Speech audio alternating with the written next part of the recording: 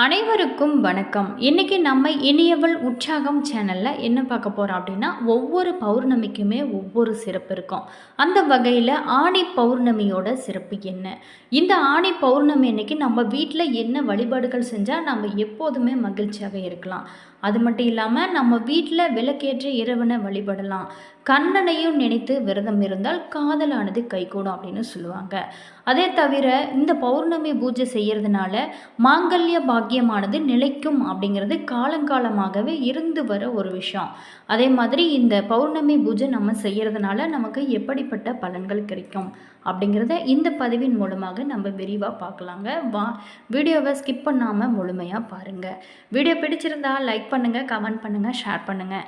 நீங்கள் இப்போ தான் நம்ம சேனலை ஃபர்ஸ்ட் டைம் பார்க்குறீங்க அப்படின்னா மறக்காமல் சப்ஸ்கிரைப் பண்ணிக்கோங்க. கூடவே இருக்க பெல் ஐக்கானை ப்ரெஸ் பண்ணிட்டு வாங்க வீடியோக்குள்ளே போகலாம்.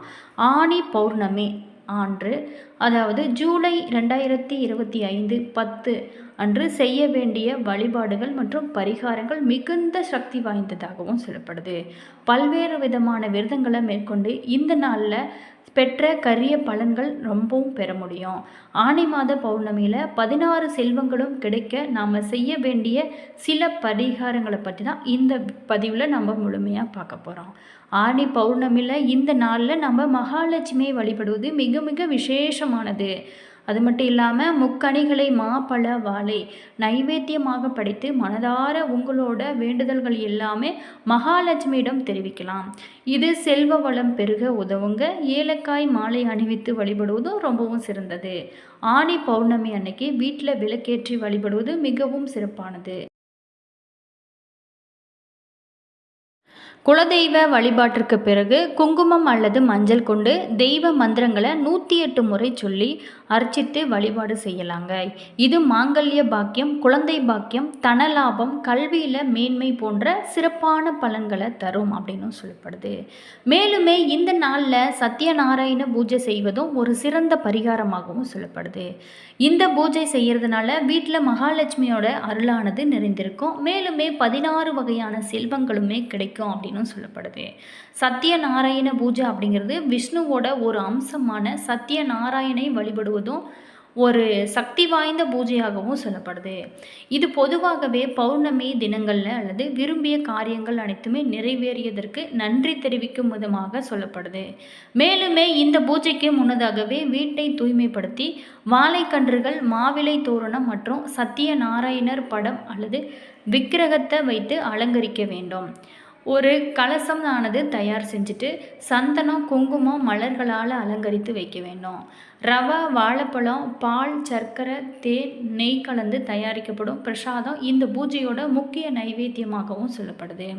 அதே மாதிரியே பூஜையை விநாயகர் வழிபாட்டுடன் தொடங்கி சங்கல்யம் செய்து அதுக்கப்புறம் ஓம் ஸ்ரீ சத்யநாராயண தேவாய நமஹா அப்படிங்கிற மந்திரத்தை சொல்லி அர்ச்சனை நீங்கள் செய்யலாம்.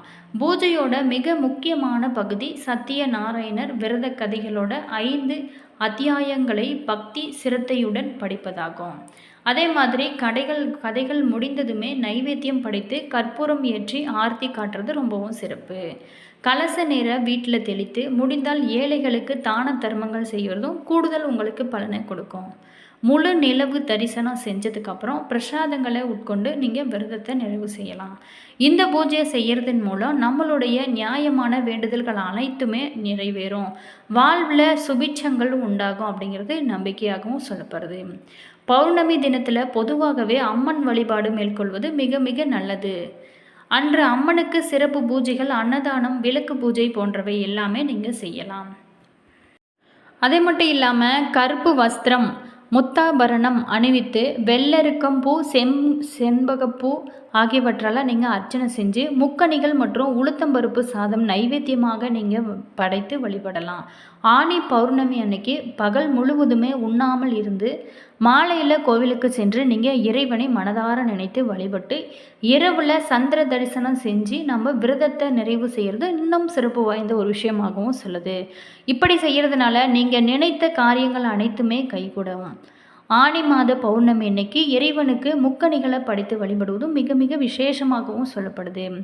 மேலுமே இந்த வழிபாடுகளை செய்யதன் மூலம் ஆனி பௌர்ணமி அன்னைக்கு இறைவனோட அருளை முழுமையாக பெற்று வாழ்வில் எப்போதுமே 16 செல்வங்களுமே பெற்று வாழ இது வழிவகுக்கும் அப்படின்னும் சொல்லப்படுது. பௌர்ணமி வழிபாடு அப்படிங்கிறது பல காலகாலமாகவே நம்மளோட முன்னோர்கள் கடைபிடித்து வருகிறாங்க. பௌர்ணமி தினத்தில் சந்திரன் தன்னோட பிரகாச ஒளியை பரிபூர்ணமாக வழங்குவதை போல பௌர்ணமி விரத வழிபாடு பரிபூர்ண பலன்களை நமக்கு தரும் அப்படின்னும் சொல்லப்படுது. மேலுமே பௌர்ணமி தினத்தில் எந்த தெய்வத்தை நினைத்து நம்ம விரதம் வழிபட்டாலுமே நாம் எதை நினைத்து வழிபடுகிறோமோ அது முக்கியமாக நிறைவேறுங்க. அதன் காரணமாகத்தான் ஒவ்வொரு பௌர்ணமி தினத்தின் போதும் மக்களானது மலையடிவாரத்தில் உள்ள இறைவனை வணங்கி கிரிவலம் செல்லுதலும் நீர்நிலைகளில் சென்று வழிபடுவதிலும் கூட்டாஞ்சோறு உண்டு மகிழ்வதை வழக்கமாகவே வைத்திருக்காங்க. மேலுமே இந்த தினத்தில் விரதமிருந்து இறைவனை வழிபடுவதிலும் இரவுல சந்திர தரிசனம் செய்வதாலும் மிக அற்புதமான பலன்களை தரக்கூடியது. அதே மாதிரி அறிவியல் ரீதியாகவும் பார்த்தாலும் சரிங்க, சூரியனோட ஒளியை உட்கிரத்து ஒளிரக்கூடியது. சந்திரன் மேலுமே பூமியை சந்திரனும் சூரியனும் பூமியும் சுற்று வருகிறாங்க. பூமி தன்னைத்தானே சுற்றுதலும் பூமி சூரியனை சுற்றுதலாலும் பௌர்ணமி அமாவாசையானது ஏற்படுகிறது. சூரியனோட ஒளியை முழுமையாக பெறக்கூடிய நாள் தான் பௌர்ணமி அப்படிங்கணும். சூரிய ஒளி சந்திரனை அடையாத நாள் அமாவாசையாகவும் சொல்லப்படுது. மேலுமே பௌர்ணமி தினத்தில் பொதுவாகவே அம்மன் வழிபாடு மேற்கொள்வது மிக மிக சிறப்பான பலன்களை கொடுக்கும். அன்று செய்யும் சிறப்பு பூஜையும் அன்னதானமும் சிறப்பாக நடைபெறும். பௌர்ணமி தினத்தில் முறைப்படி பகல் முழுவதுமே உண்ணாமல் விரதம் இருந்து மாலையில் கோவிலுக்கு சென்று இறைவனை வழிபட்டு இரவில் சந்திர தரிசனம் செஞ்சதுக்கப்புறம் நீங்கள் விரதத்தை நிறைவு செய்கிறது சிறப்பான பலன்களை உங்களுக்கு கொடுக்கும். ஆனி மாத பௌர்ணமி மூல நட்சத்திரத்தில் வருவதனால ஆனி பௌர்ணமி அன்னைக்கு இறைவனுக்கு முக்கணிகள் படைப்பது ரொம்பவும் முக்கியமான ஒரு விஷயமாகவும் சொல்லப்படுது. இன்றைய தினம் வீட்டில் விளக்கேற்றி வழிபடுவதிலும் உங்களுக்கு விருப்பமான இறைவனுக்குரிய மந்திரங்களை புராண கதைகளை படிப்பதும் ரொம்ப ரொம்ப நல்லது. ஒவ்வொரு மாதமுமே பௌர்ணமியானது வருங்க. இந்த பௌர்ணமி நாள் அப்படிங்கிறது மிகவும் விசேஷமான நாளாகவும் சொல்லப்படுது. அதோடு மட்டுமல்லாமல் பௌர்ணமி தினத்தன்னைக்கு பெண் தெய்வ வழிபாடு அப்படிங்கிறது மேலுமே சிறப்புக்குரியதாக திகழும். அப்படிப்பட்ட அற்புதமான நிறைந்த இந்த வியாழக்கிழமையில் பௌர்ணமியானது வருகிறது. பொதுவாகவே வியாழக்கிழமை அப்படின்னாவே அம்மன் மற்றும் மகாலட்சுமி தாயாரோட வழிபாட்டிற்கு உகந்த கிழமையாகவும் திகழும். அந்த கிழமையோடு சேர்ந்து பௌர்ணமி தினமும் வரதுனால இன்னும் பல நன்மைகள் நமக்கு கிடைக்குங்க. அப்படிப்பட்ட இந்த ஆனி பௌர்ணமி தினத்தன்னைக்கு நம்ம செய்ய வேண்டிய எளிமையான வழிபாடுகளை நீங்கள் தொடர்ந்து செஞ்சுட்டு வாங்க. எப்போதுமே நீங்கள் மகிழ்ச்சியாக இருக்கலாம். அதோடு இன்றைய பௌர்ணமியானது ஆனி மாதத்தில் வரும் குருவார பௌர்ணமி வியாழக்கிழமையோடு இந்த பௌர்ணமி திதி வருந்திருப்பது அதி சிறப்பு வாய்ந்த விஷயம் அப்படின்னு சொல்லலாம். மேலுமே இந்த நாளில் பூராடம் நட்சத்திரமும் இருக்கிறது. இந்த பௌர்ணமி திதி இன்னைக்கு குலதெய்வ வழிபாடு செய்வது ஊர் மாரியம்மன் கோவில் அல்லது வேறு ஏதாவது ஒரு அம்மன் கோவிலுக்கு நீங்கள் சென்று வழிபடுவதும் ரொம்ப ரொம்ப சிறப்பு. குடும்பத்திற்கு சுபிச்சத்தை தருங்க. குடும்பத்தில் இருக்கும் சுபகாரிய தடைகள் அனைத்துமே விலகுறதுக்கு இது ஒரு சிறப்பு வாய்ந்ததாகவும் சொல்லப்படுது. அதே மாதிரி அம்மனுடைய அருளானது முழுமையாக பெற்று தருங்க. அதே போல் இந்த பௌர்ணமி நாளில் குலதெய்வ வழிபாடும் நீங்கள் செய்யலாம். மிகவும் சிறப்பு வாய்ந்ததாகவும் சொல்லப்படுது. இந்த வியாழக்கிழமையில் வருவது ரொம்பவும் அற்புதமான வழிபாடுகளை நீங்கள் செய்யலாம். ஒரு வீட்டில் அருகில் இருக்கும் அம்மன் கோவிலுக்கு நீங்கள் மாலை நேரத்தில் செல்வது ரொம்பவும் சிறப்புங்க. எந்த அம்மன் கோயிலாக இருந்தாலும் சரிங்க, அந்த அம்மனுக்கு வாசம் நிறைந்த மல்லிகைப்பூ நீங்கள் வாங்கி கொடுக்கலாம். இல்லை அப்படின்னா செவ்வல்லி புஷ்பங்களை நீங்கள் வாங்கி கொடுத்து தேங்காய் உடைத்து உங்களோட குடும்பத்தோட பெயர்களை சொல்லி நீங்கள் அர்ச்சனை செஞ்சுட்டு வர்றது இந்த பௌர்ணமி நாளில் இது செய்கிறது ரொம்பவும் சிறப்பு. முடிந்தால் மஞ்சள் குங்குமம் அந்த அம்மன் கோவிலுக்கு நீங்கள் வாங்கி தானமாக கொடுக்கலாம். இதை எல்லாமே நீங்கள் வழக்கமாக செய்யும் வழிபாடு தான் வியாழக்கிழமை சேர்ந்து வந்திருக்கும் இந்த பௌர்ணமி நாளில் பூராடம் நட்சத்திரம் சேர்ந்திருக்கிறதுனால அம்மனுக்கு மாவிளக்கு போட்டு வழிபாடு செய்வதும் அதி அற்புதமான பலன்களை உங்களுக்கு கொடுக்கும்.